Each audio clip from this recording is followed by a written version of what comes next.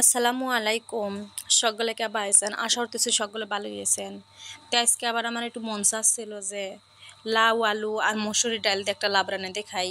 তো যার জন্য কিন্তু এই যে লাবড়াগুলো কুটে ধুয়ে রাখছি, আর যে মশলাগুলো কষানো হয়ে গেলে কিন্তু এখন লাবড়া রাঁধার জন্য ও যে লাউ আলু আর মসুরির ডালটা ডালে দেবো। তেলা রেসারে কিন্তু ভালো করে কষানো লাগবে, আগে কিন্তু পানি দেওয়া যাবে না। ওই লাউ থেকে কিন্তু এই যে মেলা পানি ছেড়ে দিছে।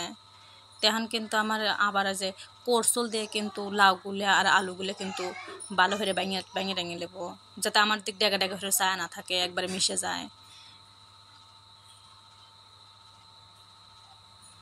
আর এই ডাল আর লাউ আর আলু দিয়ে কিন্তু এই হোস্টেলের খালারা আমার আবার হেরে দিছে। বিশ্বাস করেন ওই লাবরানাটা যে এতই স্বাদ লাগছে কি কব।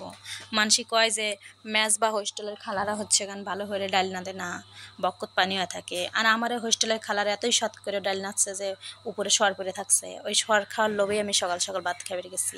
তে এই দেখেন ওই যে বাজনামাটা কিন্তু দিয়ে দিলাম। এই বাজনামাটা দিলে কিন্তু লাবড়ার স্বাদটা দ্বিগুণ বেড়ে যায়, আর কালারটাও কিন্তু পরিবর্তন হয়ে যায়। তে এই দেখেন আমার কিন্তু লাবড়ানা দেওয়া হয়ে গেছে। আর বিশ্বাস করেন এই মসুরির ডাল লাউ আলুর এই পাতলা ঝোলটা এতই যে স্বাদ লাগে কি কব, বানা একদিন খায়